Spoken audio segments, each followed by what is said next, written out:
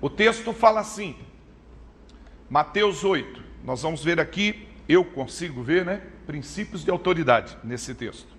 Começa no versículo 5 ao versículo 10. E entrando Jesus Cristo em Cafarnaum, olha que interessante, toda vez que você pegar a Bíblia e ler, Jesus entrou em Cafarnaum, saiu de Cafarnaum, aí você não precisa ficar pensando, o que ele ia fazer lá? Será que ele ia jogar bola? Será que ele ia no McDonald's? Será que tinha Habib's lá? Será que ele gostava do quê? Tomar sopa? O que ele fazia? Você já sabe que o centro do ministério de Jesus é em Cafarnaum, por isso essas indas e vindas de 35 quilômetros para ele poder fazer a obra. Amém até aí ou não? O conhecimento é muito importante, porque depois do conhecimento vem a sabedoria. E o nosso Deus diz que o povo justamente se perde por falta de conhecimento. Se você tomar conhecimento do que eu vou ministrar, e você entrar na presença de Deus, orar e falar, eu quero viver essa palavra, você vai sair daqui com uma tremenda bênção sobre a tua vida, sobre o teu ministério. Amém ou não? Porque a gente tem que ser ouvinte e praticante. Então o texto diz, e entrando Jesus Cristo em Cafarnaum, chegou junto dele um centurião, rogando-lhe e dizendo, Senhor, o meu criado jaz em casa, paralítico e violentamente atormentado. Fica um pouco complicado entender o que quer dizer isso e o estado de saúde do empregado do centurião. Por isso que eu uso a técnica de várias Bíblias. Aí eu vou em outra Bíblia para poder entender. Aí o texto de Mateus 8 diz que também esse texto tem em Lucas. Aí você vai ver a opinião de Lucas, você vai ouvir a opinião de outro escritor, eles escrevem de acordo com a personalidade dele, aí você começa a entender melhor o texto. Por isso que é bom fazer esse confronto. Mas nesse caso aqui, para entender o que seria uma pessoa paralítica e violentamente atormentada, seria o ideal perguntar para o médico. Só que, na verdade, tinha um médico que nasceu em Betsaida, que ficava à beira-mar da Galileia também, e era médico residente em Cafarnaum. Ele tem uma opinião a respeito dessa pessoa aqui. E ele se tornou, muito tempo depois, apóstolo de Jesus. E ele escreveu o terceiro evangelho e o livro de Atos. É justamente de quem eu estou falando é Lucas. Ele não escreveu porque viveu as histórias, ele escreveu como testemunho ocular. E no livro de Lucas 7 ele fala o estado de saúde, dando o ponto de vista dele como médico, desse empregado do centurião, que ele diz que ele estava doente e moribundo, grandemente enfermo, à beira da morte. Depois você confere na sua casa Lucas 7. Então, Lucas era conhecido como o médico amado. Nós sabemos que Lucas também era conhecido como médico de homens e o médico de almas. Olha, eu sei que hoje é muito comum, por causa da geração que nós estamos vivendo, geração zumbi, todo mundo de cabeça baixa nos seus smartphones e preocupado com redes sociais, as pessoas gostam de desfilar marca do seu equipamento, não que seja ruim isso, mas tem gente que prioriza só isso e só faz isso, e deixa até de conversar com as pessoas por causa desses equipamentos.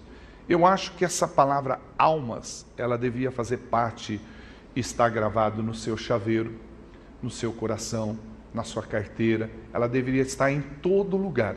Assim como se eu falar ovo, você medita assim, sabe que é um produto chamado mistura, dividido em duas partes, gema e clara. Se eu falar linguiça, você fala de frango ou de calabresa, enfim, você sabe. Quando falar almas, você lembra que existem muitas pessoas que precisam ainda ouvir a palavra e precisa que nós chegamos a eles e falamos da palavra. E às vezes a gente acaba ao longo do tempo virando uma empresa e não uma igreja. A gente se preocupa com as cadeiras, com o ar-condicionado, com o aparelho de som, com o equipamento e acaba esquecendo do principal, que são as vidas lá fora. Não importa se há muito conforto na igreja, o importante é que haja pessoas dentro da igreja que ouça a palavra genuína, como era a igreja antigamente, a igreja primitiva, que ela privava de, ela fazia valer o ensino acima de tudo.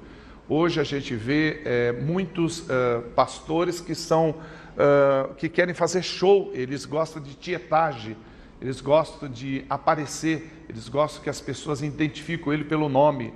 Olha, a Bíblia diz que importa que a gente diminua e o Senhor é que tem que crescer. Diga glória a Deus.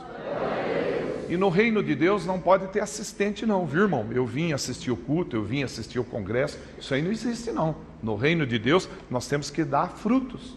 Se você for avaliar que vai contrário ao que está acontecendo atualmente no Brasil, você não vai ver um número grande de pessoas que aceitou a Jesus através de programa de televisão e nem através de programa de rádio, não. Você vai questionar as pessoas e vai ver que as pessoas aceitaram a Jesus através de boca a boca, que alguém falou com ele de Jesus. Presta atenção, você que é líder, quanto trabalho você tem para fazer. Eu mesmo fui alcançado através de uma mulher, minha irmã em específico, Regina Reipari, e a gente chama essas pessoas de pai na fé ou mãe na fé. Hoje ela é vó na fé, porque veja só, através do meu trabalho, eu tenho uma meta de alcançar 10 mil almas para Jesus, e nós alcançamos 9.915, falta 85, então ela é vó na fé.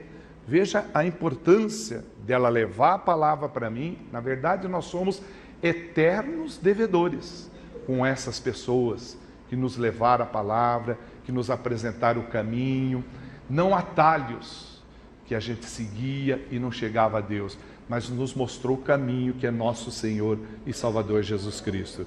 A Bíblia diz: que darei eu ao Senhor por todos os benefícios que Ele tem me dado? Será que nós temos feito o mesmo? As 10 maiores igrejas do mundo, elas têm evangelizado, ensinado, orado, e eu estou dizendo para vocês, são grandes e não estão no Brasil, hein? Igrejas que têm de 45 a 50 mil membros estão nos Estados Unidos, Índia, Coreia do Sul e Chile. Igrejas de 60 a 75 mil membros estão na Nigéria, Hungria e Colômbia. Igrejas com mais de 200 mil membros estão na Coreia do Sul. Veja, nós não concordamos com algumas coisas nessa cidade, em outras cidades, no estado, igrejas que brincam com a palavra de Deus. Igrejas que eu posso dizer para você que nem o demônio ele está preocupado. Eu vi o testemunho de um pastor aí, de uma pessoa que veio de uma reunião satânica que teve há pouco tempo aí, onde uma sacerdotisa satânica veio da França para fazer essa reunião no Brasil, e ele disse que o povo está preocupado com as igrejas que oram, com as igrejas pentecostais, não as que fazem barulho como lata vazia. Então, nós não podemos, nessa avenida, que a gente pode detectar muita igreja, fechá-las. Nós não podemos sair por aí fechando igrejas. Mas em vez de perder tempo de ficar falando dessas igrejas e criticando igrejas que não pregam o genuíno evangelho, nós podemos abrir mais igrejas nossas, como essa, por exemplo. Nós podemos, por exemplo, fazer parte dessa estatística, a qual nós estamos bastante longe, mas podemos estar perto se fizermos a coisa certa, de fazer parte desse grupo de 45, 50 mil membros e todo mundo saber que isso existe no Brasil e que está em Votorantim. Depende do pastor, ele não pode fazer isso sozinho. Depende de um grupo que ore, que busque. Eu conheço igrejas que montou uma estratégia de colocar uma passarela em cima da igreja, em volta todinha, dá para você andar, tá? Não é mostrar o telhado bonito, tem uma passarela que ele anda em volta todinho. E o pastor contratou 3 pessoas para fazer 8 horas de trabalho registrado na carteira como intercessor. Um entra, faz 8 horas, outro entra, faz 8 horas, outro 8 horas, dá 24 completo. Fecha 24 horas de oração, orando em cima. A passarela tem cobertura, em dia de chuva a pessoa ora do mesmo jeito, é trabalho. Ele está orando, pegou as pessoas que oram, falou: olha, você não vai mais trabalhar lá onde você trabalha. Trabalha onde? Na padaria. Ganha quanto? R$1.000. Vamos dar 2.000 para você ficar orando aqui, o dobro. Está registrado na carteira. É um investimento tremendo. Talvez você possa achar errado, mas um intercessor trabalhando na padaria, ele está sustentando a família dele, orando pela cidade, e é uma igreja que já alcançou 12 mil membros. Quer dizer, ela está chegando lá, e nós podemos copiar esses modelos. Não ficar em casa, na sala, em zona de conforto, muitas vezes assistindo novela das 5, das 6, das 7, das 8, e nem Bíblia abre para ler. Fala para o seu irmão da direita e da esquerda aí. Graças a Deus que nem novela a gente assiste, né, irmão?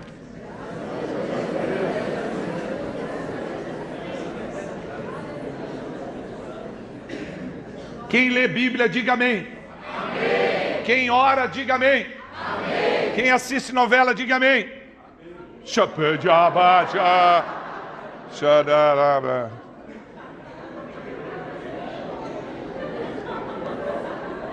Brincadeira, viu, querido? Brincadeira, eu sei que você não assiste, viu? É só para o clima ficar mais gostoso e o ambiente ficar melhor, porque eu acabo de receber uma notícia que queimou uma mistura.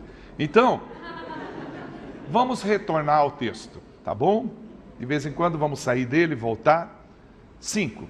E entrando Jesus Cristo em Cafarnaum, chegou junto dele um centurião, rogando-lhe: Senhor, o meu criado jaz em casa, moribundo, grandemente enfermo, à beira da morte. 7.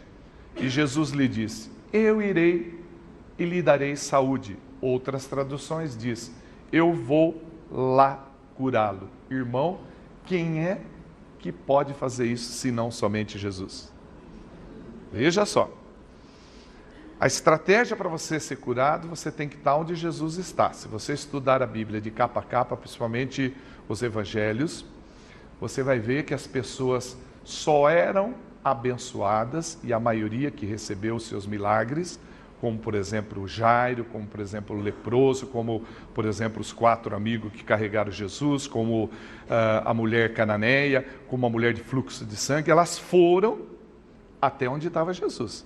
Foram até o local. Tem gente que às vezes quer a bênção, mas não quer vir na igreja, não quer ter compromisso com a igreja, não quer ter uma vida de oração, não quer ter uma vida de santidade. Veja, o fato de você vir aqui, o fato de você estar aqui, você foi muito esperto, que você veio onde Jesus está. Aí você diz assim: missionário, você está falando isso para a gente gritar, dar glória a Deus? Não, eu não estou vendo Jesus, e na verdade nem quero ver, porque se eu ver eu morro, você também, ok ou não? É que a palavra diz: onde houver 2 ou 3 eu estou presente. Essa reunião é uma reunião de pessoas que buscam a sabedoria de Deus, então o Senhor Jesus está aqui no nosso meio nos ensinando. Você pode aplaudir Jesus por isso?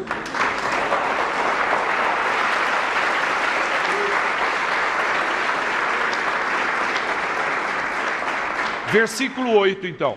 E o centurião respondendo disse, versículo 8, eu quero dizer que eu estarei orando depois para as pessoas encalhadas que não conseguem arrumar alguém, que eu tenha a unção do desencalho. Toda pessoa que eu oro, ela casa depois que eu termino de orar, 45 anos depois.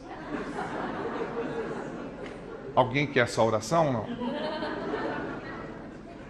Acho que todo mundo é casado, né? Mas eu tenho a oração também da multiplicação. Eu posso orar por qualquer mulher aqui, e em prazo de 9 meses ela já vai ter de 15 a 16 filhos de uma vez só. Alguém quer essa oração ou não? Essa igreja não gosta de oração? Eu posso também orar por você e seu salário dobrar a partir de segunda-feira. Alguém quer essa oração ou não? Aleluia! Estou de olho, não sei. Versículo 8. E o centurião respondendo disse: Senhor, eu não sou digno. Eita, homem inteligente.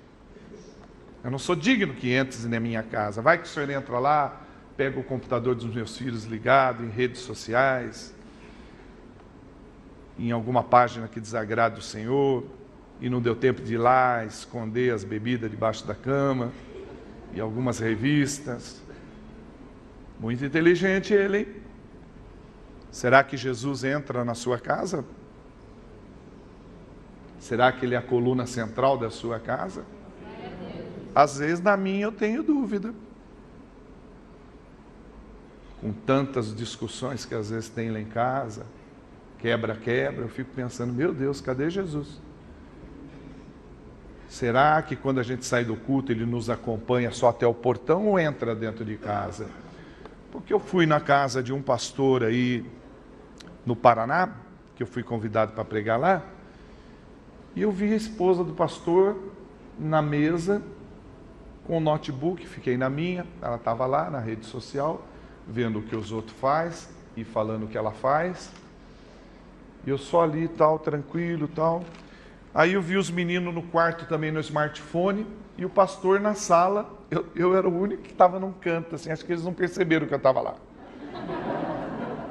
Como eu estava comendo, eu não estava nem aí. Eu estava mandando brasa. Eu abri a geladeira, eles nem perceberam. Aí, o pastor nos disse, mas não, tem que falar com ele lá, e não sei o que. Isso é família, irmão? Cada um espalhado para um canto? Como posso cuidar da obra de Deus, se nem da minha própria casa eu cuido? Esse centurião me deixa assim, indignado com certas situações que eu, Marco Antônio Ripari, vivo, às vezes dentro da minha própria casa. Sabe? Ele falou, não sou digno que o senhor vai lá em casa, não. O senhor não vai lá, não. Versículo 8, acompanha. Mas diga somente uma palavra. Eita fé, hein? E o meu empregado será curado. Isso é fé. Jesus classifica a fé por tamanho. Chama de fé pequena quando Pedro anda sobre as águas e afunda, porque perde o foco, perde Jesus de vista. Chama a mulher cananeia de fé grande. E ele classifica a fé extraordinária do centurião de Cafarnaum, que você vai ver nos textos a seguir. Ele diz aí, pois também eu sou homem sob autoridade. Essa palavra é muito forte. Nós temos problema com essa palavra, em alguns segmentos políticos, em alguns segmentos aí que nós acompanhamos pela televisão.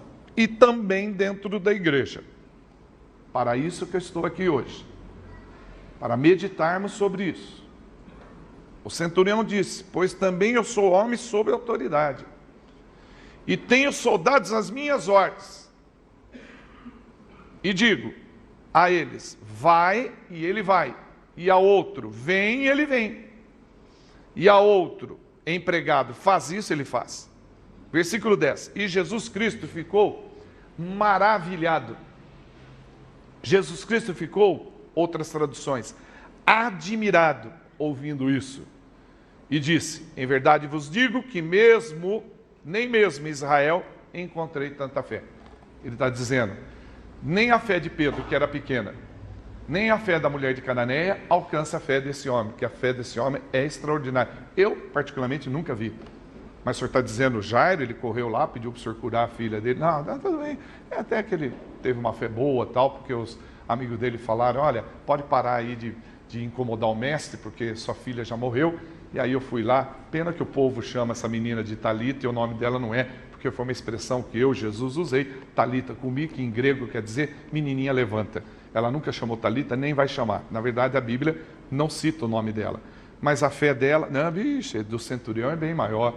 Bem maior também do que a mulher de fluxo de sangue, do que o leproso, do que o paralítico que desceu pelo telhado, e do que também a cananeia. Porque se trata, a mulher cananeia, porque se trata de liderança. E Jesus era um bom líder. Jesus é o nosso mentor espiritual. Então, abra 1 Samuel 15. Agora vamos sair do texto de Mateus e vamos para outro texto. Aqui eu sei que você é um líder considerado pelo amado pastor dessa igreja, pela pastora, mas você tem que entender que você não é o melhor líder ou o melhor pastor dessa igreja ou dessa cidade. Por favor, presta muita atenção no que eu vou dizer. Há outros que virão em maior velocidade do que você. Isso não tem a menor dúvida. Eu já consigo ver frutos do meu ministério. Gente pregando, que eu fico babando, que eram meninos de 11 anos que aceitaram a Jesus lá atrás, no início do ministério, 1998. Falei, mas como que pode? Eu queria pregar igual esse menino. E ele fala, não, eu que queria pregar igual ao senhor. Eu falei, não, filho, você prega bem melhor que eu. Eles vêm com outra velocidade. É como aquela corrida que você passa o bastão. Mas nós temos um problema e uma cultura nesse país, em algumas denominações que eu conheço 400 denominações diferentes, no Brasil tem mais de 2.000 denominações diferentes. Tem denominação que ela fecha a porta para a pessoa. Olha, meu irmão, você não deve abafar ninguém, você tem que permitir que a pessoa cresça.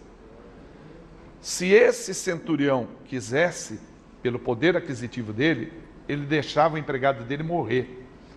Mas você estuda a respeito disso e você vai ver que ele tinha um certo carinho e amor por essa pessoa. Ele poderia substituir por 4, sendo ele comandante. Ele poderia chegar e falar, não, eu quero 4 pessoas trabalhando lá em casa. Como alguns políticos têm autoridade para fazer isso, colocar algumas pessoas trabalhando não só na sua casa, como dirigindo o seu carro e tendo assessores. Ele poderia fazer isso. Mas o amor dele era tão grande que ele correu atrás da cura. Ele foi atrás da pessoa certa. Porque, evidentemente, ele tinha interesse de continuar ensinando esse funcionário, esse empregado. E nós temos uma cultura que, às vezes, a pessoa acha que é insubstituível. O líder, ele não é insubstituível. O líder sempre está preparando alguém para ocupar o seu lugar. Se você, como líder, não formar discípulos, que tipo de líder você é? 1 Samuel 15, 22 nos dá uma grande lição de vida. Diz, eis que obedecer é melhor que sacrificar. Aí, quando eu leio esse versículo da palavra de Deus, um versículo isolado, eu lembro que Jesus Cristo sempre foi obediente ao Pai. E é exatamente o que leva um líder ao sucesso. O que faz um líder ter sucesso? Ele ser obediente e submisso. Obediência e submissão é igual a sucesso. Mas o que eu tenho nesse país hoje? E já em outros que a gente vê reclamando. Pessoas que desrespeitam o pastor, pessoas que não são capazes de aceitar a submissão pastoral. Pessoas que falam mal do pastor, pessoas que fazem fofoca do pastor, pessoas que não concordam com a direção do pastor. Eu não entendo, irmão, por que fica na igreja, com tantas outras igrejas. Olha, presta atenção que eu vou tratar de um assunto delicado. Se você se sentir incomodado e encaixar nisso, não tem problema você sair daqui e procurar outro lugar. Muitas vezes você faz um favor para a igreja local e um favor para você mesmo. Se vai ficar, tem que vestir a camisa. Se vai ficar, tem que levar esse ambiente a sério.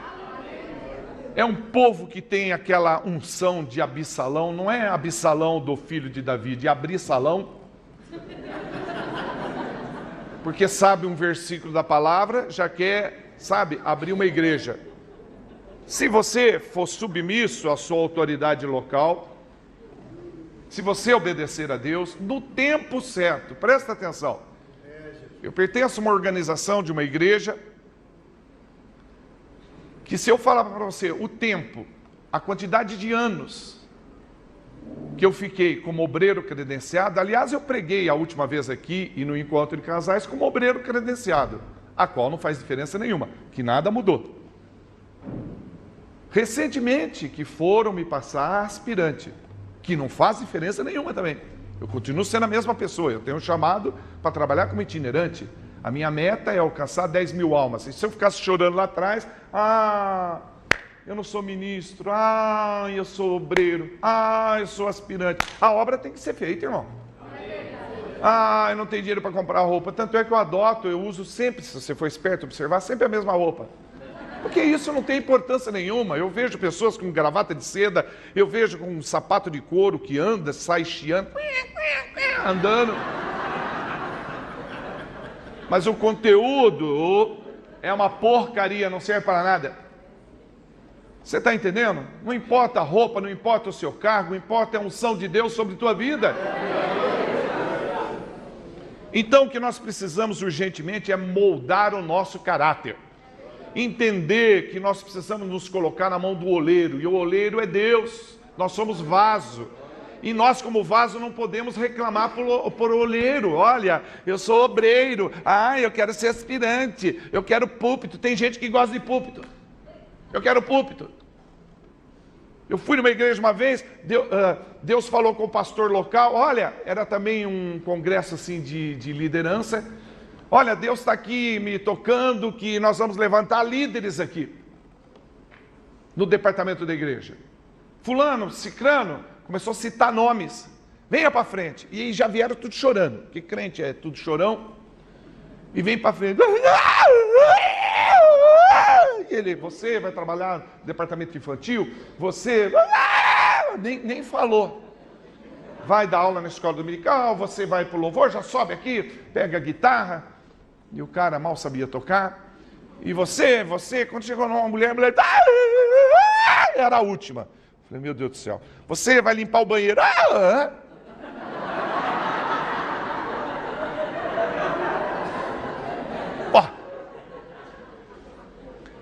Eu fui lá no banheiro, porque não sei o que aconteceu, sujou a gola da camisa no cinto do carro lá.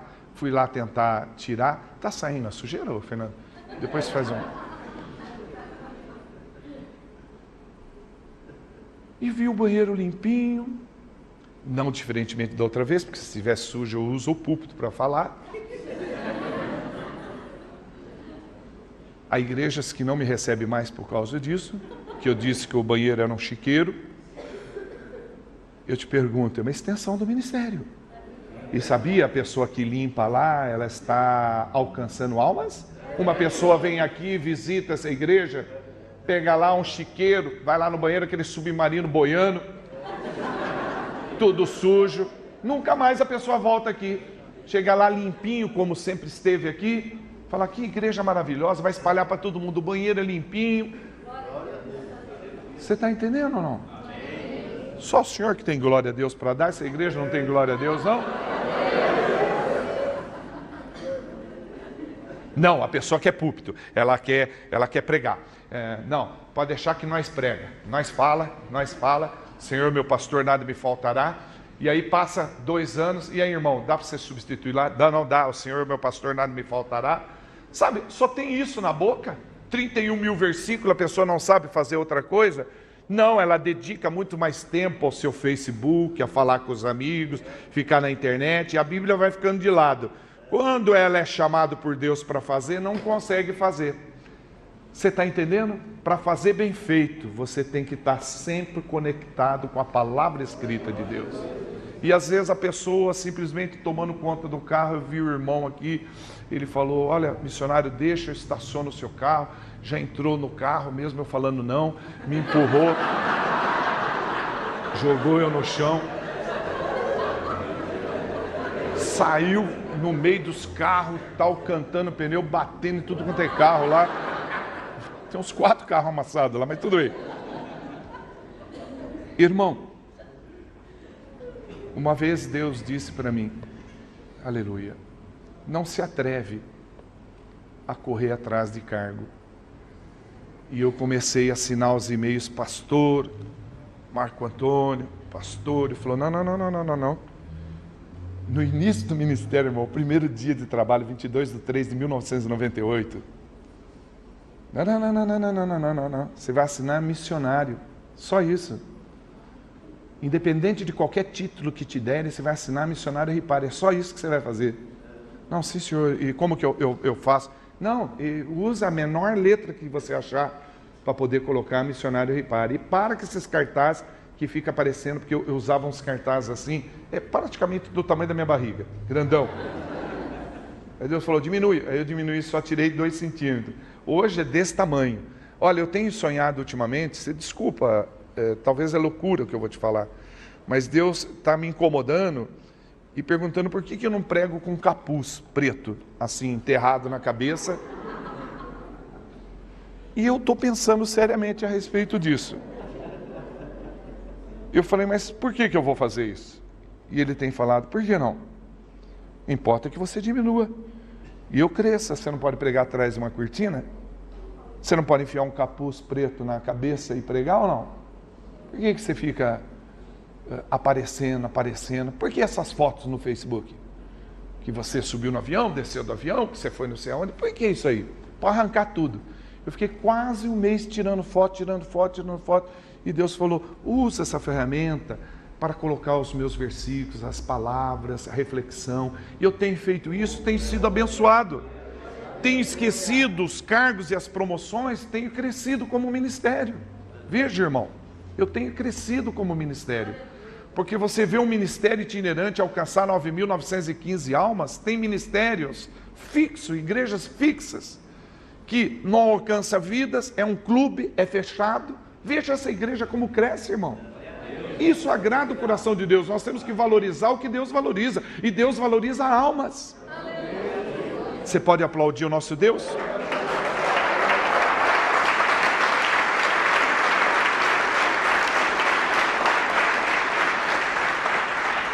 Uma vez eu fui pregar numa igreja, e o pastor estava sozinho lá no púlpito. Eu falei, bom, errei o horário, né? Eu chego geralmente 1 hora antes, que eu gosto sempre de passar num bar, na esquina, para tomar uma. Não diferentemente aqui, entrei na cidade, já parei, tomei 2 geladas ali num barzinho que tinha ali na esquina. Pode falar amém, irmão, tomei coca. Fica meio assim, será o que ele tomou? Não tomei nada que você está pensando, não. Se eu fosse tomar, eu punha na sua caderneta. Então, veja só. Cheguei lá, o pastor sozinho no púlpito. Eu falei, pastor, cadê a igreja? Atrasei, cheguei adiantado, acabou o culto. Não tem um diácono aí da igreja? Ele levou todo mundo, abriu outra igreja. Aqui em frente, lá onde está a luz acesa lá. Eu falei, mas aí como que eu faço? Eu prego aqui, prego lá, o que eu faço?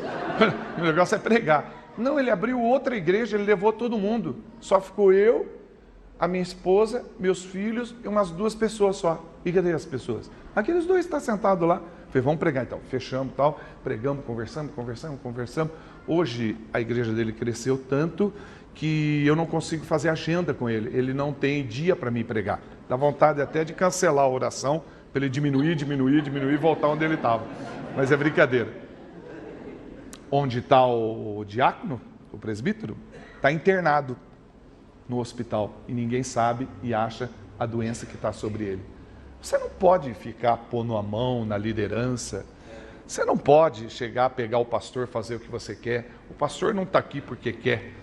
Ninguém chegou, viu ele passando de bicicleta. Olha que homem interessante. Seria interessante ser o pastor na bicicleta e a pastora Rose na garupa. Então, olha que interessante.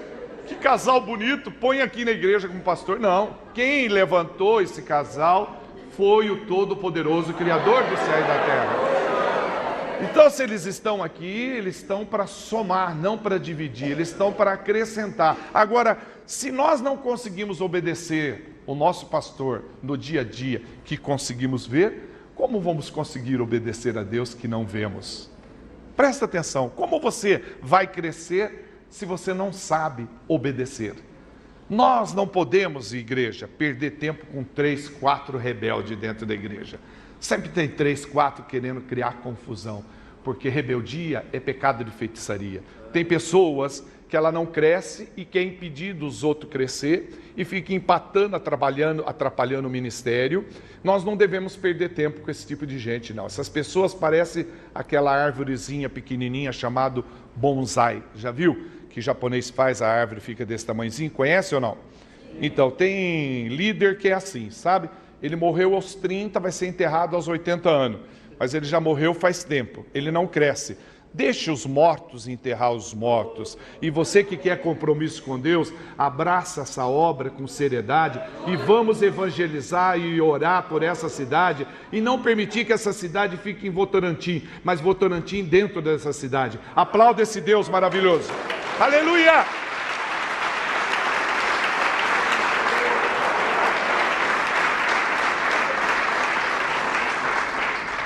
Agora eu pergunto a você, o que você faz melhor? O que você entende melhor? De Tupperware? Ou de palavra? Ó, missionário, eu entendo de palavra. Então saiba que o líder, ele conhece a palavra e obedece a palavra. Tem pessoas que não gostam de ler alguns versículos na Bíblia porque compromete ele no que diz respeito ao respeito que ele tem que ter com a autoridade e o amor que ele tem que ter com o pastor.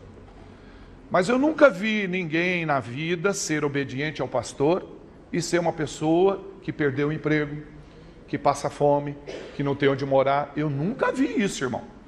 Uma pessoa se desgraçar na vida por amar o seu pastor local, por cuidar do seu pastor. Tem tantas formas de você amar o pastor.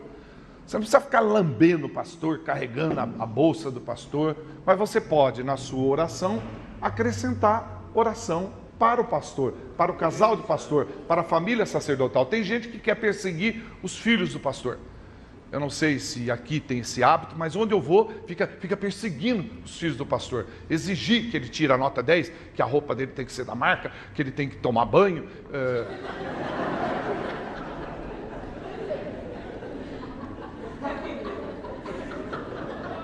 Nem todo mundo é assim, né, Davi? Outro dia eu fui numa igreja, é Davi, né, seu primeiro nome, né? Eu fui numa igreja, Davi, absurdo. Tem essas mulheres, né, essas marocas que ficam dentro da igreja, né? Precisa falar com você vai falar sobre liderança? Sim, sabe, eu odeio, sabe, essas mulheres que vêm, já tem aquela unção, já vem com bigode. Aí, o que é, minha senhora? Você vai falar lá, eu queria falar do filho do pastor, o que tem o filho do pastor? Eu outro dia estava aí namorando, beijando a menina na boca. Queria que beijasse aonde? No pé? Sabe, sufoca o filho do pastor. Sabe, a gente tem que ser mais flexível, aprender a amar a família sacerdotal, sabe, ser mais sociável. Vai fazer festa na sua casa, convida os pastores, irmão. Acho engraçado isso aí, a gente só é convidado para orar, e de madrugada, a hora que a gente está dormindo. Convida para comer uma pizza, comer uma feijoada, numa festa de aniversário. É engraçado, alô, assim, pois não, morreu não sei quem, vai lá no velório. E às vezes nem conhece o defunto. Chega lá, é primo da Rosinha, que a Rosinha já foi membro, que é prima da Luísa, não sei do que. Você fica lá olhando para o defunto e nem conhece ele. E o pastor está lá, mas a gente gosta também de comer. Ou você duvida disso? Você está entendendo? Outro dia eu fui lá na casa da mulher, ela, missionário, que bom que você chegou. Eu estava... falar para você... senta um pouquinho, não. Precisava que você orasse por nós. Não, irmãs, vamos comer primeiro.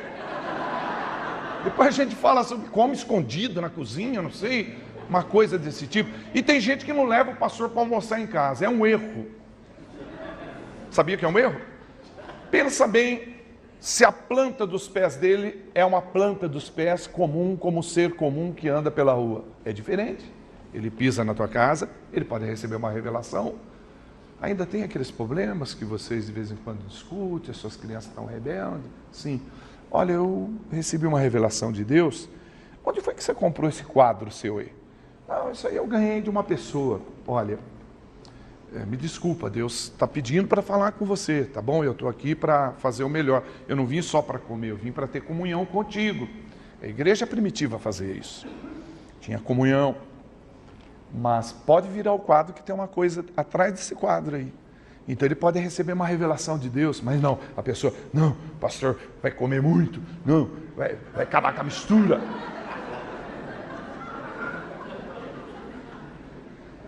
Uma vez eu fui de uma igreja, não essa atual que eu estou, mas de uma igreja, que eu levei o pastor para comer lá em casa. Nossa, o homem come pra chuchu. Ele começou a comer, até falei para minha esposa, olha bem, frita ovo aí que acabou, mistura o homem, comeu tudo. Mas foi bênção para a minha vida, sabe? 15 dias depois eu escorreguei numa colônia, bati a cabeça numa laje de concreto, fiquei em estado de coma. E lá naquela colônia tinha muito maçônico, a maioria que estava lá era maçônico, eles se identificaram comigo, que meu carro sempre tem alguma mensagem, e eu tratei eles com respeito, assim devemos fazer com todo mundo, católico, espírita, não é sair metendo o pau nos outros, não. E nem outro tipo de segmento, nem na televisão meter o pau nos outros, não. Nem nessa classe social, nem naquela. Nós temos que representar Jesus Cristo, e Jesus Cristo não saía falando mal dos outros, não. Nós temos que ter amor pelas pessoas. Nós não precisamos aceitar certas coisas, mas nós temos que ter respeito ao amor. E naquela colônia eu falei, olha, o povo evangélico não gosta de vocês, que vocês são maçônicos. Se puder, eles matam vocês, eles não gostam de vocês. Mas eu quero que você não me inclua nisso, por favor. Porque eu não faço parte desse povo, eu não posso odiar vocês. Eles estavam tendo uma reunião lá. E escuta, nós temos também missionário na nossa organização, chamamos missioneiro. E você cativa uma pessoa a 300 metros. Você poderia ser um maçônico também. você não gostaria, tal? Falei, olha, para o momento não, eu estou satisfeito de fazer o que eu estou fazendo, pregando o evangelho. E aí eles falaram, mas esse cara é meio doido, mas que coisa. E o senhor iria lá na nossa organização levar um estudo sobre a televisão, que eu tenho estudo sobre televisão, babá eletrônica? Vou, não tem problema, para mim é uma honra, se até deixar eu filmar, para mostrar para as pessoas que eu preguei numa maçonaria, para mim é uma honra muito grande. Mas no momento assim eu não tenho interesse. Para que maltratar a pessoa? Eu escorreguei e bati com a cabeça na laje de concreto. Eles poderiam chegar e olhar e falar assim, não, deixa esse cara no chão, deixa morrer. Eles pegaram, ligaram para o hospital, ligaram para diretores do hospital, que eles têm influência, me atenderam lá, e eu estava quase assim morrendo, pensando nos carnês que eu ia deixar para minha esposa. E minha esposa, acorda, acorda, acorda, e nada de acordar. Aí ela pegou o telefone, ligou para o pastor, colocou no meu ouvido para falar com o pastor começou a orar. E eu levantei da maca, saí andando, cheguei na minha igreja, falei, eu quero dar testemunho, porque eu sempre amei os meus pastores. Eu quero dar o testemunho, cheguei na minha igreja, quero dar o testemunho. Eu estava lá desacordado, minha esposa ligou, eu comecei a ouvir, a voz começou a vir do fundo, orando, clamando o sangue de Jesus. Eu levantei, fiquei em pé, eu saí de lá, do hospital andando. Ele falou, não, você não entende de nada não. Falei, como não entende de nada? Eu que estava lá caído, não era o senhor? Não, sai daí. Vai lá sentar lá com a sua mulher lá. Eu vou explicar para a igreja. Quando ele ligou, o meu celular estava sem bateria. O celular tocou do nada. Falei, mas por que está tocando se está sem bateria? Aí era a esposa dele para falar do Ripari. Olha, meu irmão, a sintonia, o amor que a gente tinha um com o outro, Deus até providenciou um canal para que a oração chegasse até o meu coração e eu recebesse um milagre de Deus. Se eu fosse uma pessoa que maltratasse meu pastor, levantasse calúnia, como eu fui numa reunião uma vez numa casa, a moça começou a falar do meu pastor. Começou a falar, falei, olha, terminou? Terminei. Quando eu sair daqui eu vou ligar para o pastor e eu vou falar o que você está falando.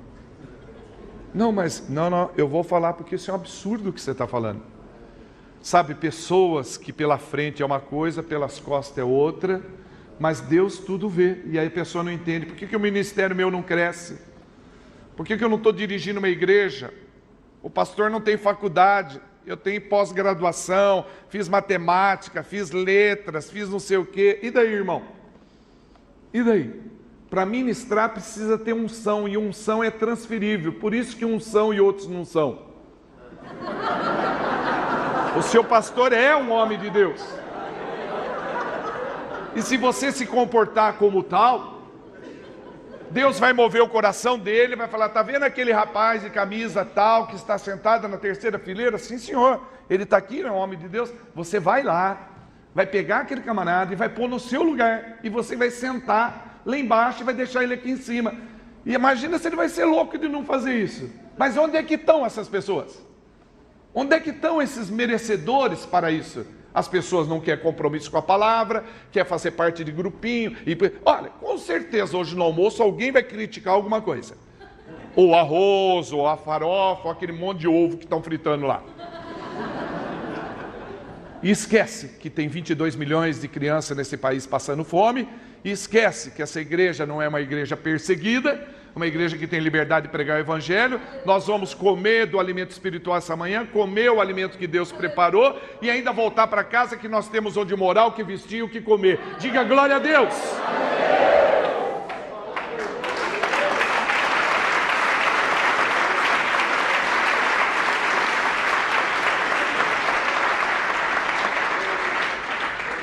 Se não é o senhor, o pessoal não bate pão, né? É o seguinte, eu vou dar R$2 para o senhor. Aí o senhor vai movendo o povo, tá? Mais 2, 4, o senhor pede que o povo vai batendo palma, tá? Bate palma para ver se eles batem palma, eu dou mais dinheiro para o senhor. Bate palma, vamos ver, bate.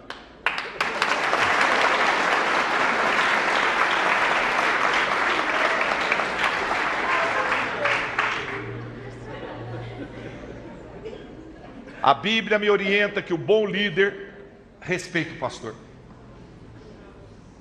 Aquele que não ama o pastor, não respeita o pastor, jamais Deus vai confiar o ministério na mão dele. Talvez você venha lutando para que Deus entregue em suas mãos algo grande. Mas você tem que aprender primeiro a ser pequeno. Tem gente que vê o vaso aqui na frente, pregando, e quer ser um vaso grandão, maior que ele. Se você aprender a ser um vaso pequeno, você vai aprender que quanto menor, é mais fácil de encher. E você fica na dependência de Deus, independente se o pastor falar, eu vou te passar para líder dos jovens, líder das crianças, líder da escola dominical, você não manifesta, fica na sua, irmão. Fala, seja feita a vontade de Deus. Se assim Deus mandou o senhor fazer, estou à sua disposição. E dá o seu melhor, jejua, ora por aquela função. Amanhã você já está fazendo outra coisa. Missionário, e se eu ficar a vida toda dando aula na escola dominical? Saiba que é dentro da escola dominical que eu escrevi meus 15 livros. Porque ali eu aprendi, questionei, dá licença. Num culto você não vai fazer pergunta. Escola dominical você anota e fala, mas o senhor falou Lucas 13, não é Lucas 12? Ah, é 12 realmente. Mas também não tem lá Pedro? E você, é uma delícia a escola dominical. O louvor, que é a oração cantada. Tem gente que não participa, só chega na hora do culto. E sai que nem uma carroça correndo. Por isso está cheio de gente solteira. Ela não fica pelo social, não beija, não abraça, você está entendendo? Ela vem, pega a mensagem, só quer saber da mensagem, mas o louvor ele liberta. E é importante o louvor também. Amém ou não? Amém. A palavra escrita de Deus me diz em Atos 23, versículo 5. Não fale mal de uma autoridade. Romanos 13, 1. Esteja sujeito à autoridade superiores, não há autoridade que não proceda de Deus. Hebreus 13, 17. Obedecei aos vossos pastores e sede submissos para com eles. Salmos 105, 15. Não toqueis no ungido de Deus. Cuidado com isso, irmão. Eu vejo muita igreja fazendo reunião ordinária, que eu considero mais reunião de ordinários. Nós vamos tirar o pastor. Só quem põe a mão no pastor é Deus, irmão. Não, porque nós não faça isso, irmão. Não faça isso. Ah, mas o meu pastor, ele sobe no púlpito, fala tudo errado, nós fuma. Não mexa com isso, irmão. Pode até não ser o seu caso, mas não mexa com isso, irmão. Primeiro, saiba quem colocou ele. Não coloque a mão no ungido de Deus. Eu já vi gente ter problema seríssimo, irmão. Que começa pela saúde. E depois você não sabe onde vai chegar. Não pode colocar a mão no ungido de Deus. Ah, mas ele faz muita coisa errada. Ele pega o dízimo e está construindo uma piscina. Outro dia ele vira e comprou um avião. O problema é dele. Se você for esperto, você em vez de dar 10%, dá 20%. Acumula brasa na cabeça dele. O problema é dele. Não queira você fazer justiça. Quem colocou o pastor na igreja sempre é Deus. Quem colocou o seu aqui também foi Deus. Deus põe, Deus tira. E se Deus não tirar, é problema de Deus. Assim como eu vejo muita gente criticando os presidentes e atualmente criticando a nossa presidente, isso não deve fazer parte de nós não, irmão. A Bíblia não instrui que a gente deve fazer isso. Toda autoridade é colocada por Deus. Se Paulo tinha a vida que tinha matando cristão, não teve a vida transformada, qualquer outro pode ter a vida transformada. O que precisa para a pessoa ser melhor? De Jesus. E muitas vezes a pessoa está na liderança, está na igreja, mas falta para ele, sabe o quê? Jesus. Falta ele ser humilde, vir para frente, aceitar Jesus e começar do zero. Não é vergonhoso. Mas passa a vida toda criticando, levantando grupos, motins contra a vida do pastor, e a igreja não cresce por causa de 3 ou 4. Nós não gostamos do jeito do pastor. Então procura outra igreja. Ah, se o pastor fosse japonês, ele não vai fazer cirurgia e esticar os olhos. Se ele fosse magro, vai fazer dieta por causa de você. Procura outro aí que seja japonês, que seja mais magro, mais alto. Você tem que respeitar, pelo menos, quem colocou ele aqui, né, irmão? Porque se você pôr a mão nele, você vai pôr a mão naquele que colocou ele aqui. Veja só, na empresa você não bate de frente com o seu chefe. Você não chega lá, e aí, chefe? Barrigudo, hein? Cabelo embaçado, hein, meu? Camisa só usa essa, meu? Ele vai falar, terminou ou não? Terminei, está despedido. E por que na casa de Deus nós temos que fazer bagunça? Por isso que muitas vezes a gente está sentado precisando de uma bênção, a bênção não chega até nós, o favor de Deus não chega até nós. Porque nos falta conhecimento. Quando você começa a ler Bíblia, você começa a entender que a coisa não é bem do jeito que a gente pensa. Ser líder é respeitar a liderança. Você não pode ser um bom líder se você não respeita a sua própria liderança. Mas eu não concordo com algumas coisas que ele faz, missionário. Então o seu lugar não é aqui. Você tem que ir num outro lugar. Talvez um lugar até que não leia a Bíblia, é mais assim. Eu conheço igreja que não tem problema, que pode ter até amante. Não tem problema nenhum. Tem um monte. Sem não querer entrar em detalhes aqui, o que eu já vi na minha vida. Aqui é um lugar sério, que preserva e conserva a palavra escrita de Deus. Ou você fica ou você cai fora. Amém ou não? Amém. Aplauda o nosso Deus.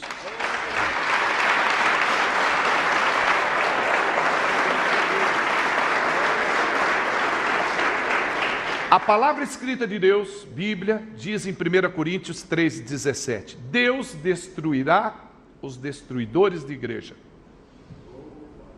Ela diz em Ezequiel 34:23, para as ovelhas fracas, esse versículo fala muito comigo, se parece comigo. Para as ovelhas fracas darei um pastor todo especial, ele cuidará delas e lhes dará alimento espiritual. Gálatas 6,6 diz: divida as suas riquezas, presta bem atenção nisso aqui, irmão. Divida as suas riquezas materiais com quem ensina a palavra de Deus para você. Um líder espiritual não pode passar necessidade, irmão. Talvez não seja o caso do seu pastor, mas você tem que sondar, tem que ir na casa do pastor, irmão.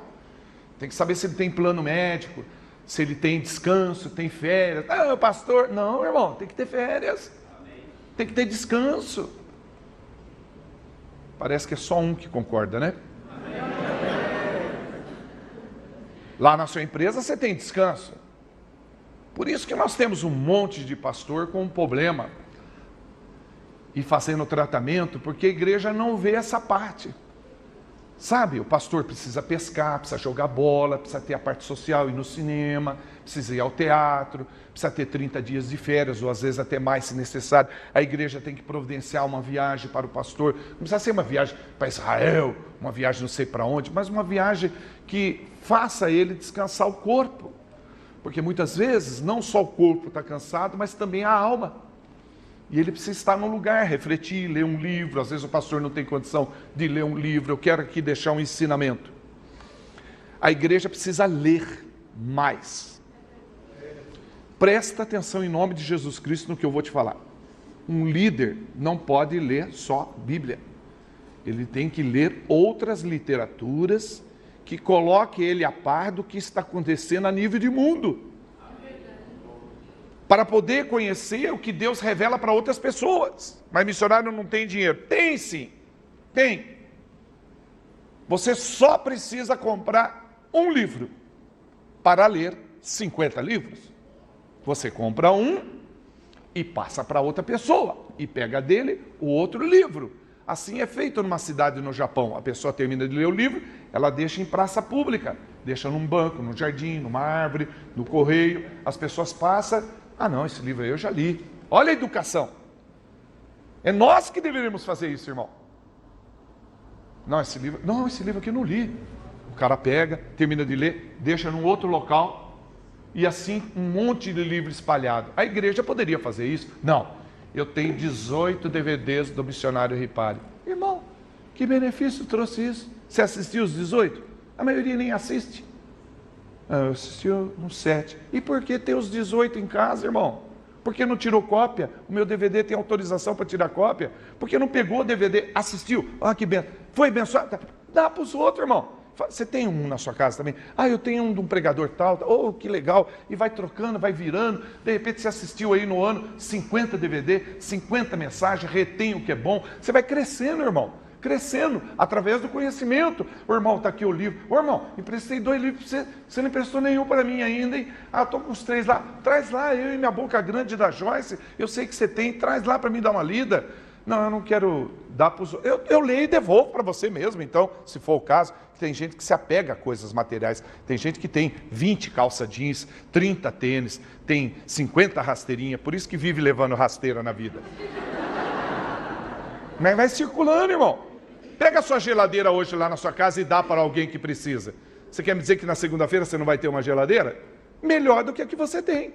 Então, o segredo é você dar para quem precisa. E Deus vai ver você vazio, vai preencher você e sempre vai acumulando bênçãos sobre você. Amém aí? Amém?